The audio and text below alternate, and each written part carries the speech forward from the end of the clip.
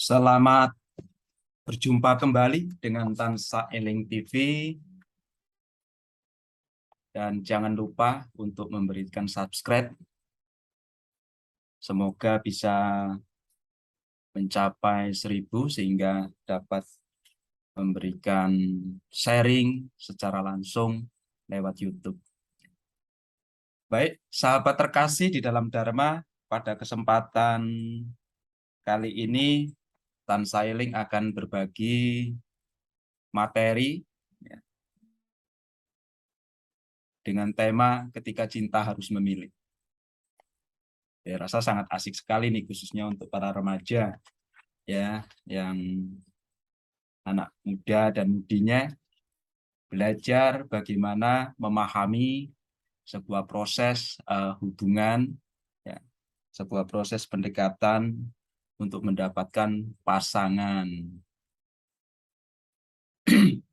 Ya, sahabat terkasih di dalam Dharma, di dalam PPT ini Tansa Eling menerbitkan sebuah buku ya dengan judulnya Ketika Cinta Harus Memilih.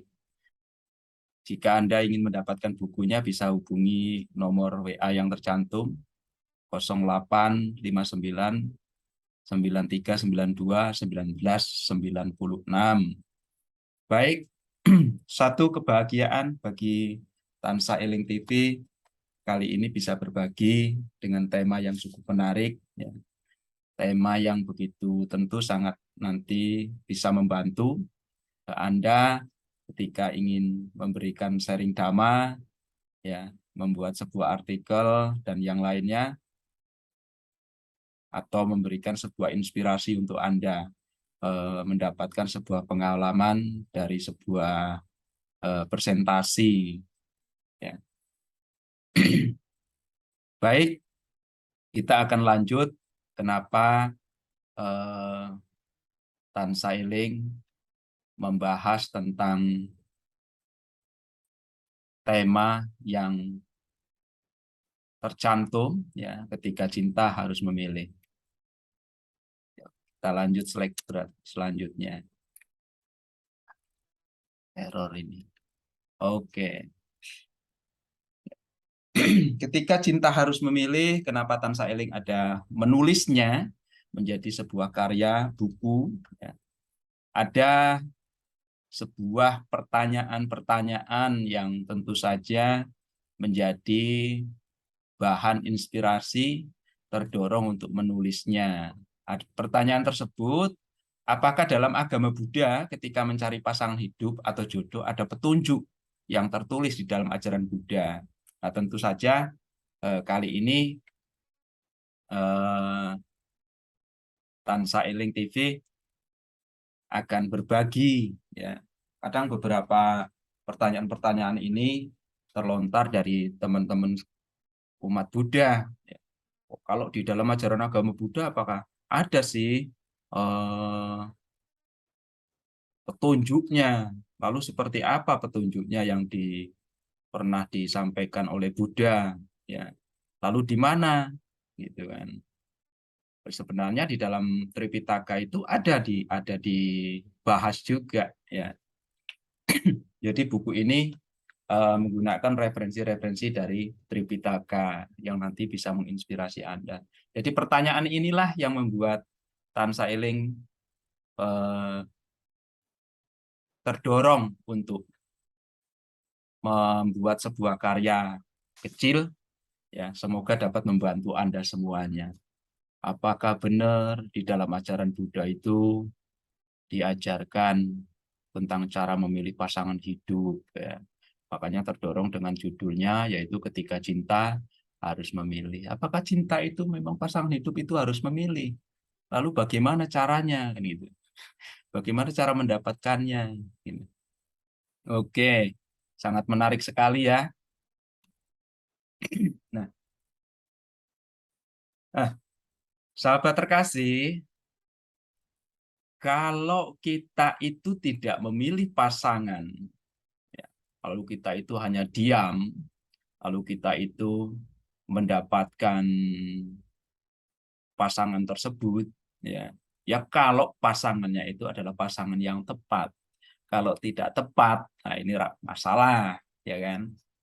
Ternyata di sebuah buku yang sangat menginspirasi sekali, ya, Biku Sri Damananda yang mengutip dari kata-kata John J. Robinson dalam bukunya Of Success, ya, itu ada kata-kata seperti ini.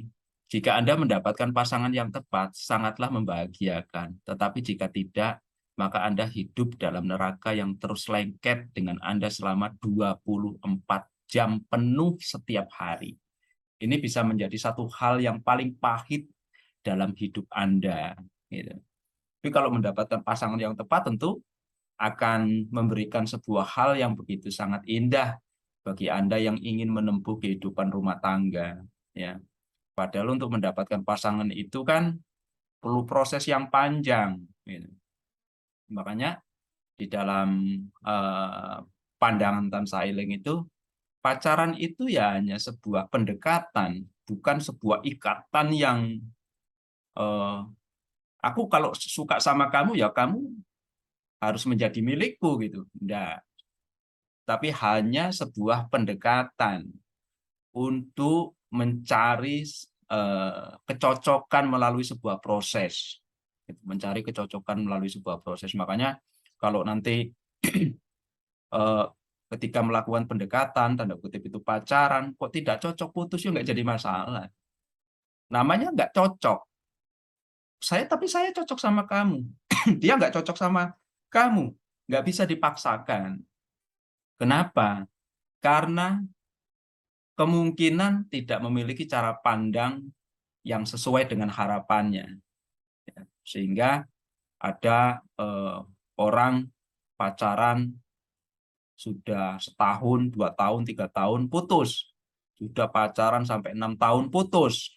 Karena ada ketika proses itu berjalan, karakter-karakternya mulai nampak dan sebagainya, lalu menimbulkan satu pertanyaan-pertanyaan yang bagi sebagian orang itu kalau untuk menikah kayaknya nggak cocok dah. Karakternya kok kayaknya kurang serk sama saya setelah menjalin sebuah proses gitu.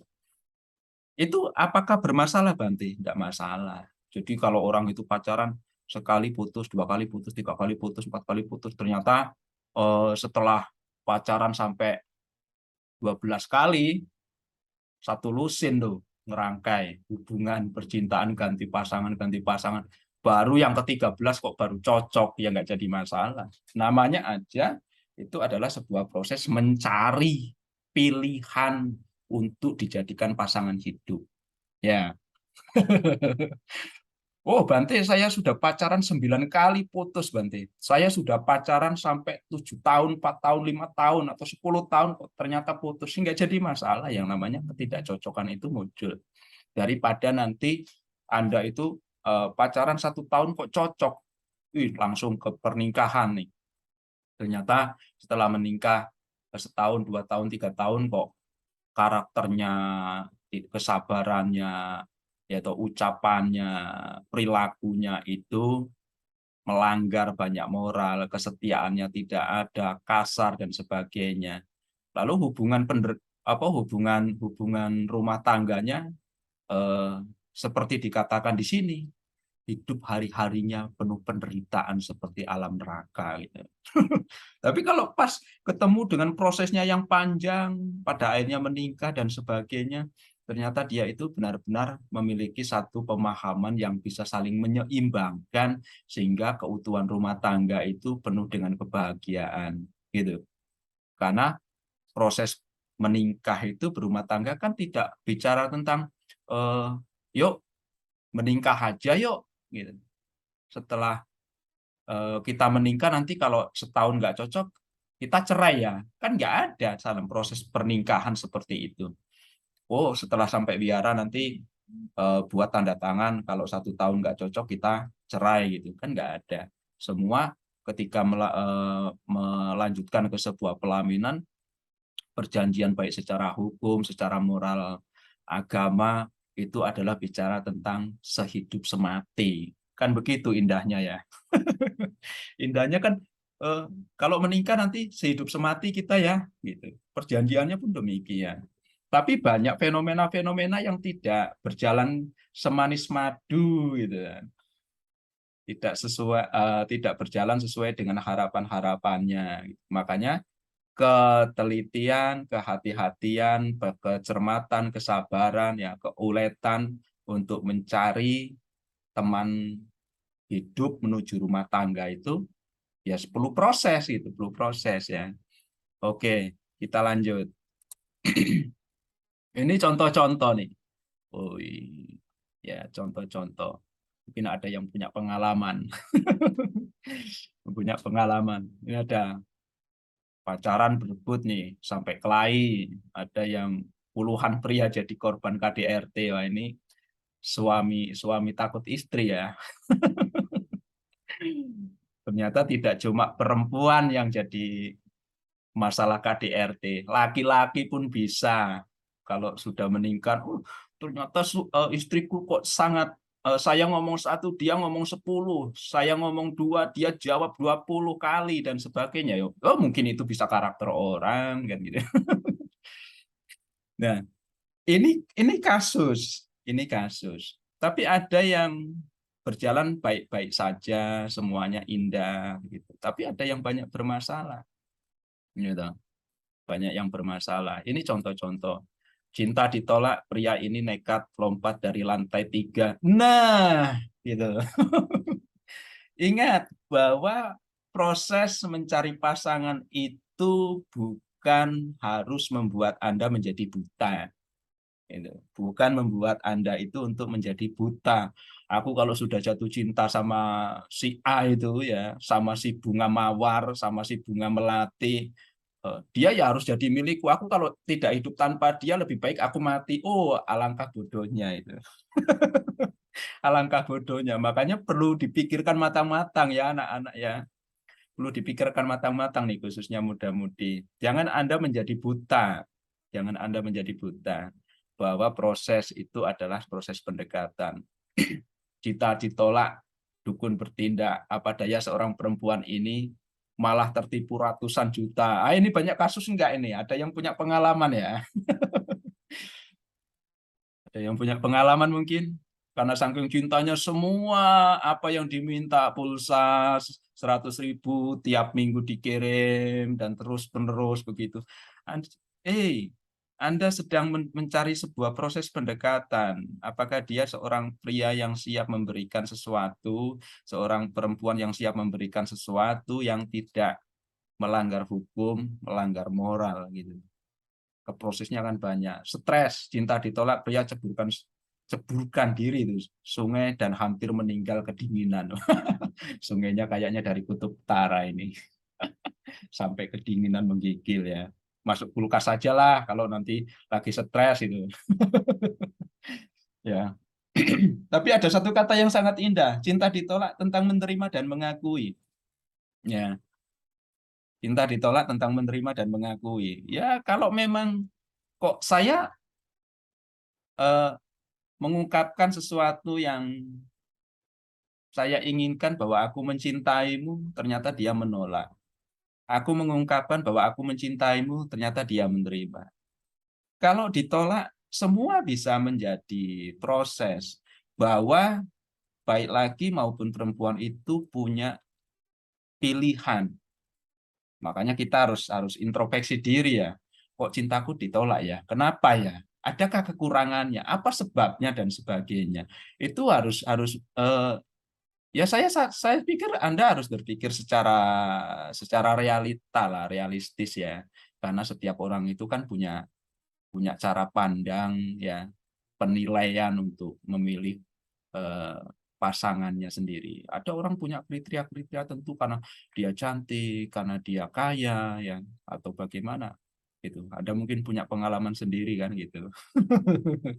Ya, ini proses. Ya, tak ada lauk tangan melayang. Aduh, temperamen itu gampang marah sedikit-sedikit hal-hal sederhana ya, hal-hal kecil harus main ucapan yang kasar, hal-hal kecil harus main tangan dan sebagainya, main pukul dan sebagainya. Ini kan sesuatu yang apakah ini salah pilih pasangan? So pasti kalau Anda tidak mengharapkan itu ya Anda bisa dibilang salah pilih pasangan. Gitu. Nah, inilah kasus-kasus yang perlu dipertimbangkan untuk Bapak Ibu sekali, kok Bapak Ibu, untuk adik-adik ya, untuk muda-mudinya itu perlu dipikirkan. Waduh, Bante, saya sudah terlanjur menikah, tetapi pasangan saya kok tidak sesuai harapan saya. Apakah saya harus mencari lagi? Oh, muncul penyesalan gitu, muncul penyesalan. Jadi perlu banyak pertimbangan ya. Nah, ini pengalaman ini sebuah proses kan, ya. Makanya perlu apa? Perlu sesuatu yang perlu sangat dicermati sekali. Karena kalau kalau mau berumah tangga itu kan bukan bicara sebulan 2 bulan atau 1 tahun 2 tahun, tetapi bicara tentang sesuatu yang harus Anda jalani seumur hidup. Hingga bahasanya itu kalau yang sudah masuk ke pelaminan ketika eh, akad nikah ya, mulai ada wiwaha ya, aku akan mencintaimu hingga kulitmu mengkeriput gitu. Aku akan setia kepadamu hingga ajal menjemput gitu. Ya, kan seperti itu. Berarti seumur hidup gitu. Tapi perjalanan pernikahan kok ternyata eh, kasar, KDRT dan sebagainya, muncul sesuatu yang tidak membahagiakan. Nah, itu. Jadi inilah perlu kecermatan-kecermatan untuk sahabat-sahabat sekalian ya. Oke, kita lanjut. Aduh, cinta ini. Ini kata-kata dari Bantinya Namano. Cinta aku bingung dibuatnya. Cinta adalah misteri yang sulit dimengerti. Terkadang orang dibuatnya bahagia, tertawa, tapi kadang orang juga dibuatnya menangis dan susah. Apakah ini pengalaman? Tidak. Ini hanya sebuah kata-kata saja. Tapi coba Anda bayangkan, ada orang itu ketika lagi jatuh cinta belum diterima aja sudah senyum-senyum gitu. Aduh, andai kata ini ya, andai kata si A, andai kata si bunga, andai kata si melati ya, andai kata si buah kecubung yang membuat aku ini eh, puyeng gitu. Oh, cintaku pada bunga kecubung gitu ya. Kau begitu sangat membuat aku jadi mabok gitu. Kadang membuatnya tertawa, tapi kadang juga membuatnya menderita dan menangis. Oh, begitu susah ya. Gitu. Ya, itulah fenomena perjalanan. Mungkin Anda yang pernah mengalami harus tersenyum bahagia, ya kadang tertawa bersama, tapi kadang harus merasakan sebuah proses yang membuat Anda harus menangis dan merasa sulit di dalam hubungan percintaan Anda. Gitu. Oh, indahnya semanis madu, ya penderitaannya seperti tertusuk duri mawar gitu. Oke, ya Ibu Bapak, kok Ibu Bapak lagi, sahabat terkasih ya, khususnya yang muda-mudi untuk lebih cermat, Anda jangan mulai berhayal gitu. Kok bener ya yang dikatakan Tansa Eling TV ini ya gitu. Wow gitu. Pernah nonton ya filmnya Sun Gokong gitu. Ada satu pria dengan wajahnya yang begitu ya bisa Anda lihat, dan dia itu sosok yang mudah sekali jatuh cinta gitu, tetapi cintanya sering kali gagal gitu. Maka muncullah kalimat ini, dari dulu begitulah cinta, penderitaannya tiada akhir. Ah, enggak semuanya gitu. Yang mulus-mulus baik-baik juga banyak ya, ketika dia menjalin sebuah hubungan cintanya begitu sangat indah hingga kakek nenek juga banyak gitu. Kenapa kok bisa begitu? Nah, ini perlu belajar. Perlu belajar yang cukup ya, sehingga prosesnya nanti jadi yang begitu sangat sesuai dengan apa yang Anda harapkan, tidak seperti apa yang dikatakan sepakai gitu. Dari dulu begitulah cinta, itu. Deritanya tiada akhir. Gitu. Tapi sebaliknya Anda yang berjalan baik-baik, dari dululah begitu cinta. Ketika aku mencintaimu, semuanya selalu berakhir dengan keindahan. Gitu. Oh, nde mande, gitu ya. Oke, ini, waduh, ada taktik cinta nih dalam menarik lawan jenis. Apa bahasanya itu? Mungkin Anda itu suka sama seseorang tuh, sama seorang wanita atau Anda suka sama seorang pria gitu kan. Bagaimana saya cara mendapatkannya? Ternyata Buddha sendiri itu ada ngajarin loh, gitu ngasih ngasih petunjuk lah ya Bun. Ngasih petunjuk yang perlu di apa dipikirkan baik-baik, dipikirkan matang-matang. Ternyata Buddha sendiri itu ada mengajarkan bagaimana cara menarik ya orang yang menurut Anda itu bisa dijadikan kekasih gitu ya, bisa dijadikan kekasih. Ternyata Buddha sendiri itu cara berpikirnya itu sangat relevan. 2600 tahun yang lalu padahal. Ternyata Buddha sendiri itu berpikirnya sangat relevan bagaimana cara eh, memberikan nasihat ya, memberikan petunjuk agar orang yang Anda cintai ya, itu bisa didapatkan gitu. Ya. Apakah benar gitu ya? Lewat 8 cara, oh para biku, seorang wanita mengikat seorang pria dan pria mengikat seorang wanita gitu. Ini ada 8 cara gitu. Apa caranya gitu? Coba kita lihat salah satunya nih. Relevan nggak? Oh, penampilan.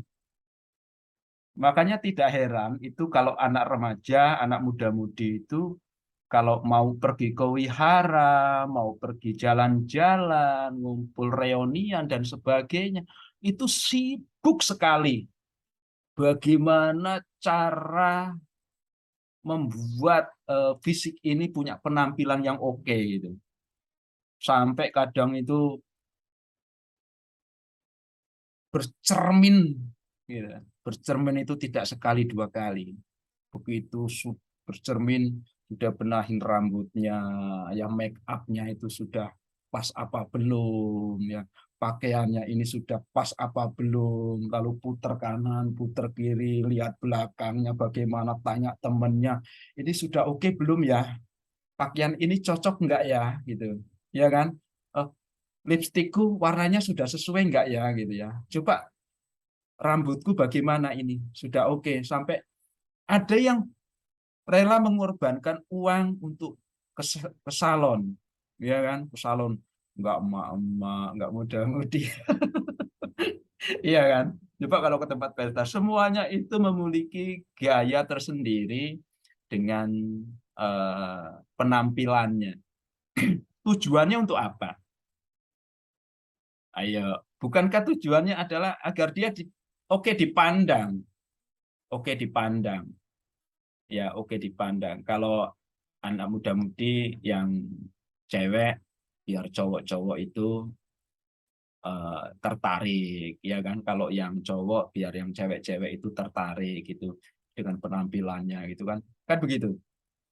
Ini yang kadang juga eh, jadi hal yang begitu sangat sangat Anda harus lakukan gitu kan, Anda harus lakukan. Kenapa?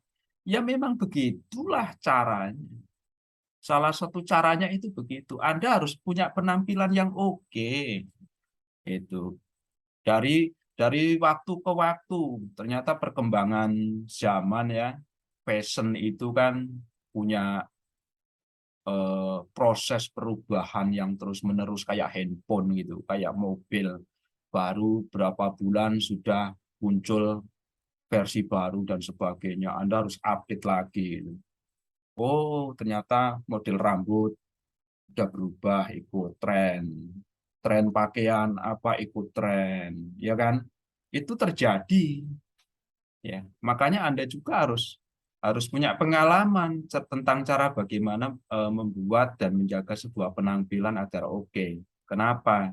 Karena kan tujuannya adalah untuk agar lebih menarik gitu. Ada orang yang suka penampil, waduh, dia itu kok penampilannya luar biasa ya. Mulai dah cari-cari pandang, itu deket-deket cari respon gitu kan. Ini wajar ya, wajar sekali ya. Oke. Nah, kalau penampilan ini belum dapet, Anda harus tambah lagi. Apa senyumnya? Gitu. Anda penampilan sudah oke nih, sudah oke, tetapi nggak bisa senyum. Jalan sudah mukanya seram gitu, gitu. Kayak orang jutek. Wah, itu nggak sedap dipandang, gitu. Lewat di sebelahnya ada cewek-cewek borok-borok noleh. Oh, jalan aja kayak robot itu, mana muka serem gitu. Orang akan terkesan seperti apa? Wih, itu cewek kok mukanya cemberut, kok jutek sekali. Orang suka enggak. Tapi kalau begitu penampilan sudah oke ya, terus senyum. Ada orang, "Oh, kalau penampilan sih biasa aja, tapi senyumnya loh, gitu kan. Tapi senyumnya, aku suka sama senyumnya tuh lihat. Wah, manis sekali gitu. Enak dipandang gitu kan. Ya, inilah salah satunya yang perlu Anda pikirkan. Kalau penampilan kok belum bisa, Anda gunakan senyum yang baik. Begitu melihat senyum manis gitu. Makanya Anda harus latihan baik di rumah ya, Anda harus biasakan senyum, harus biasakan pikirannya rileks sama hari-hari Anda harus bisa rileks, Anda harus bisa senyum. Latihan deh. Jadi kalau mau tidur tuh senyum-senyum gitu. Kenapa? Biar saraf-saraf wajahnya ini terbiasa dengan smile gitu. Gitu kan. Biasa dengan senyum gitu kan. Makanya penting latihan tuh, latihan senyum, ngaca itu senyum ya. Nggak cuma dipoles aja, Anda juga harus bisa senyum, ngaca. Senyumku udah oke belum ya? Kaku enggak gitu kan. Makanya penting sekali senyum itu kan. Penampilannya oke, senyumnya oke gitu kan. Kalau sudah berpenampilan oke, sudah tersenyum, kok belum dapat nih Tan Sailing gitu kan. Apa yang harus saya lakukan? Oh, nyanyi gitu. Coba lihat konten-konten itu. Saya biasa lihat di medsos itu ada orang eh, main biola, main gitar ya, nyanyi suaranya jelek gitu kan. Wah, pura-pura suaranya jelek sampai dia orang itu ngelirik ya, cewek di sebelahnya ngelirik itu enggak sampai aduh gitu. Nggak enak didengar pusing gitu, mau pergi makanannya belum habis gitu kan, rasanya nggak nyaman dan sebagainya. Ternyata begitu suaranya merdu, oh lihat dia langsung senyum-senyum gitu kan. Ternyata nyanyian juga punya punya pengaruh yang luar biasa. Ayo, siapa yang belum bisa nyanyi nih, segera belajar vokal untuk nyanyi ya, latihan tiap hari nyanyi. Ketika cinta harus memilih, gitu. Ku coba berjuang untuk mendapatkanmu, gitu. Makanya penting. Ah, saya memang suaranya begini jelek, enggak juga. Semua bisa dirubah kok, penampilan bisa dirubah, senyum juga bisa dirubah. Yang tadinya jutek bisa latihan untuk senyum, yang tadinya suaranya jelek juga bisa latihan untuk vokal sampai sampai Anda punya suara yang begitu indah, punya kekasan sendiri tetapi kemerduan yang luar biasa. Lalu orang-orang itu mulai melirik. Kalau dia nyanyi lagu solo kok suaranya indah sekali, aku suka loh sama suaranya, boleh nggak aku kenalan sama dia ya gitu kan. Makanya kan nggak heran tuh penyanyi-penyanyi begitu sudah tren ngetop gitu, wah semuanya kepengen dengerin, datang lihat show-nya itu kan. Kenapa? Ya, suaranya suaranya. Makanya penampilan sudah oke, kok nggak dapet nih, aku sudah tersenyum dan berusaha tersenyum agar dia itu tertarik kepadaku, ternyata nggak dapet. Anda nyanyi, wah begitu nyanyi kok dia langsung mendekat nih, langsung suka. langsung, boleh dong kamu nyanyiin aku satu lagu, gitu kan. Mau terjadilah communication sebagainya, itu sampai akhirnya itu kelepek-kelepek gitu kan.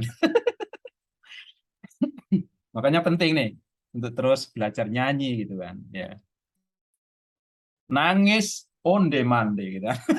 Masa saya harus nangis gitu kan? Ada nih begitu nangis kan, aku kan kasihan sama dia, makanya aku terima cintanya gitu kan. Karena dia sedih terus tiap hari. Gitu kan. Ada loh kasusnya begitu, ada yang begitu.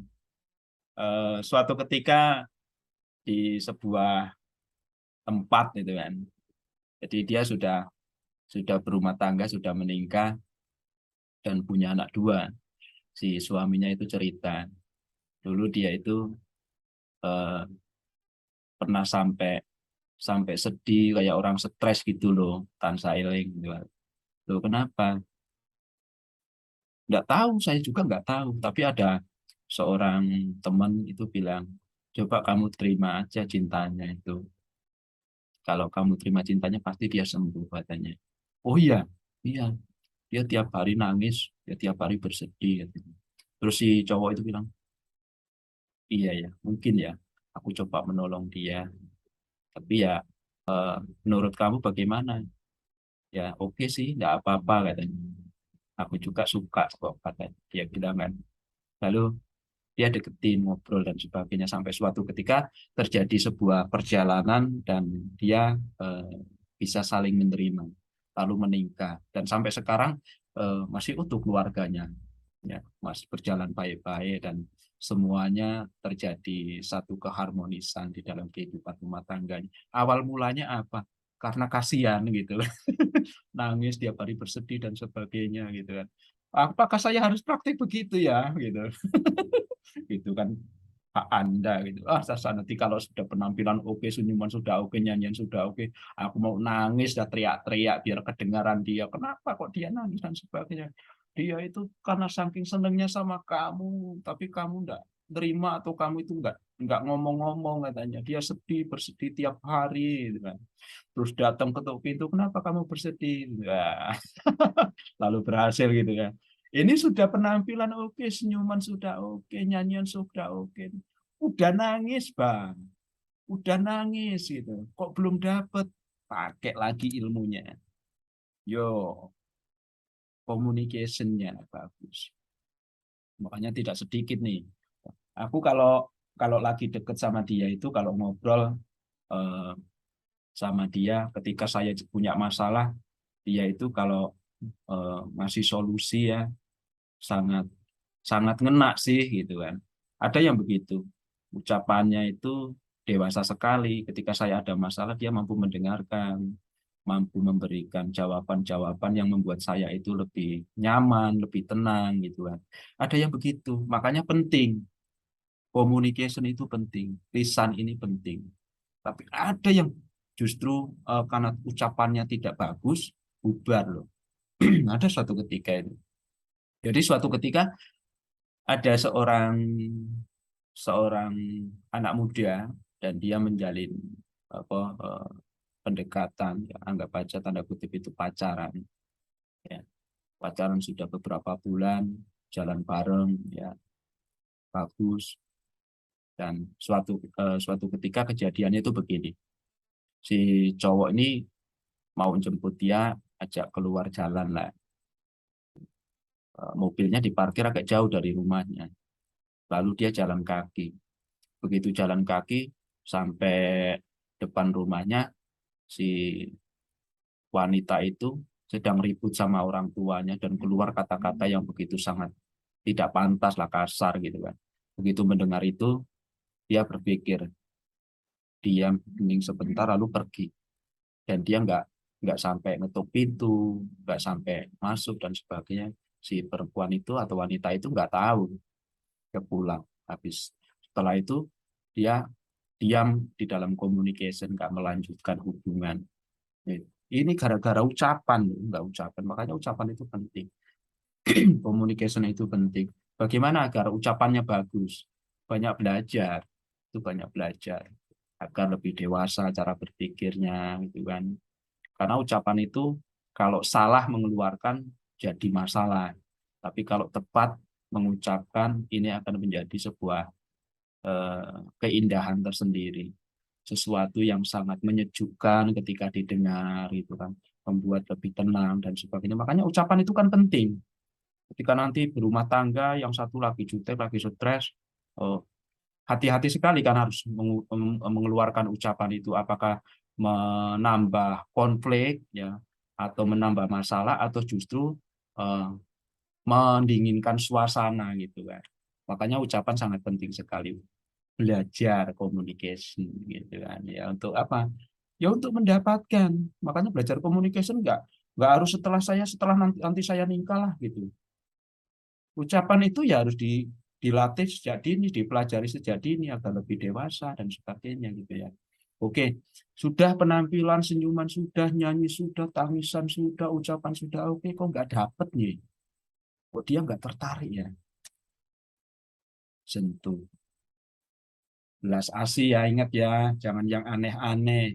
Sentuhan adalah belas asih ketika dia dalam kondisi eh, bermasalah dan sebagainya. Seperti seorang anak atau seorang ibu ketika eh, anaknya bersedih, dia pegang pundaknya, ya toh, lalu dia katakan, kamu ada masalah apa? Sentuhan itu memberikan satu kenyamanan secara psikologis. Gitu. Tapi jangan yang aneh-aneh ya. Ingat itu sentuhan di dalam kedewasaan, cara berpikir yang memberikan satu eh, kenyamanan ketika orang-orang itu memiliki sebuah proses. Ada lagi nih, dia bilang, waduh, begitu tentangnya halus sekali loh. Iya, iya, aku tadi dipegang tangannya aja sebentar aja sudah deg-degan gitu kan. Itu tandanya lagi jatuh cinta itu, gitu. Deg-degan itu. Iya, gitu kan. Jadi boleh aja, boleh aja gitu.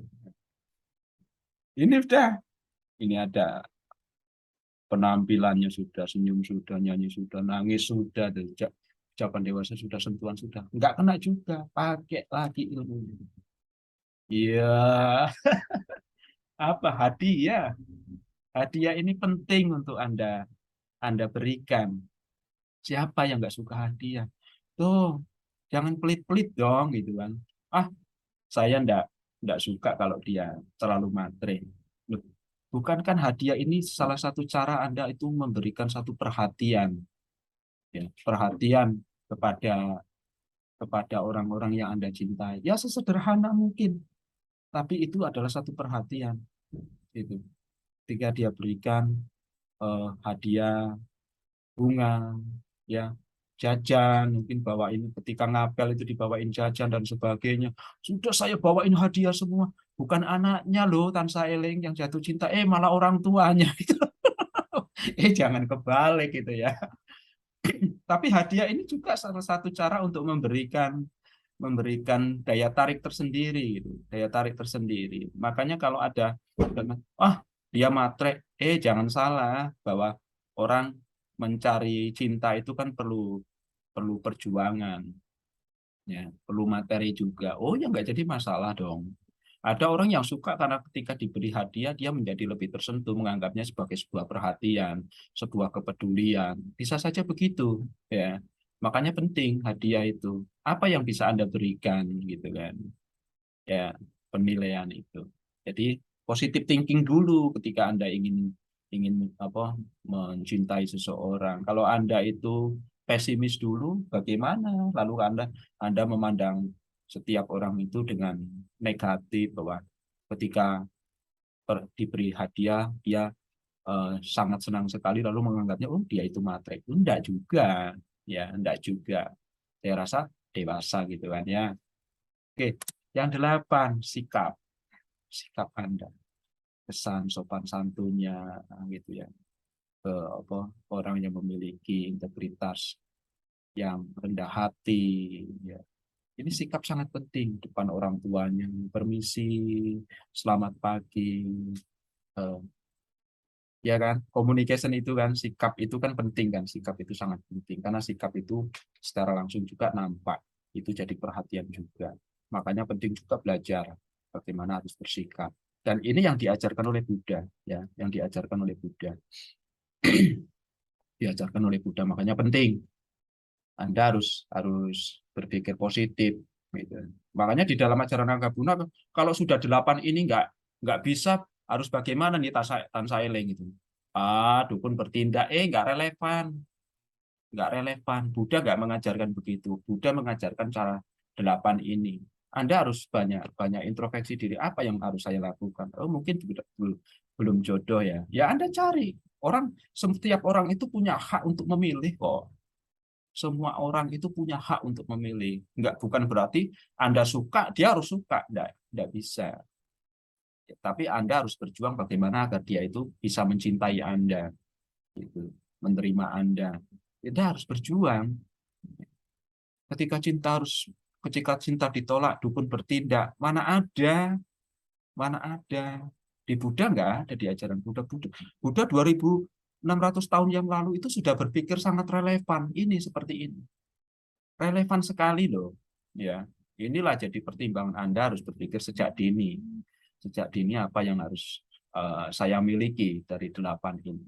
Lalu Anda mulai mencermati apa yang membuat dia itu tertarik terhadap Anda, gitu kan ya.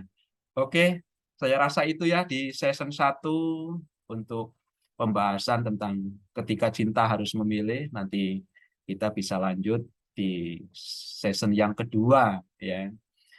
Terima kasih dan sampai jumpa kembali di sesi selanjutnya. Salam bahagia dan salam sejahtera, selalu menjadi orang-orang yang optimis di dalam melakukan kebaikan.